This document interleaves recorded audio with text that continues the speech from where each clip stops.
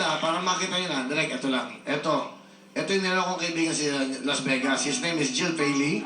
At si Jill Paley po ay may-ari sa jewelry store. Lagi siya nagbibigay sa mga kinakasal dito. He's a good man from New York Time Exchange in Las Vegas. Jill Paley, thank you so much. Ito po, pinagkaloob niya sa inyong anin. Meron na kayong wedding ring.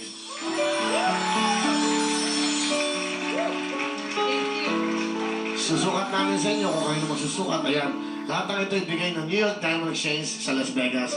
Mr. Jill Paley, thank you so much. More to come. Sa lamang magpapakasal, yan po ay napakan. Kita nyo naman, sa katotoo yan. Totoong-totoo yan para sa inyo. Wow. Hindi ko na kayang isuot yung mga ganito. Kasi nawawala, okay? Ay, nako, asan ba yung dalawang sing-sing ko eh? Unang kasal ko, pangalawa. Kung sino man ang kumuha nun. Soli mo yan, bahala ka. Ikaw, bahala ka. Okay, ayan na. So, susukat natin, bigay po yan ng New York Time Exchange. Jill Paley! Alright, this is for you. Yan, para sa inyo. Hawakan mo lang. Okay? Para sa, yan o, ganda o. Thank you po. Maraming salamat. Wow, okay. Hawak lang. O, di ba? Okay lang po. Ipipin mo lang yan. Okay, hawak.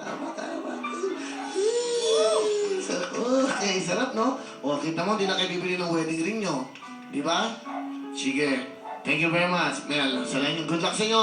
And advance congratulations sa inyo. Thank you. Okay, all the best for both of you. Okay, Mel, ano ang talent? Kakanta lang po. Kantahan mo ang babaeng makakasama habang buhay. Mel and Joan.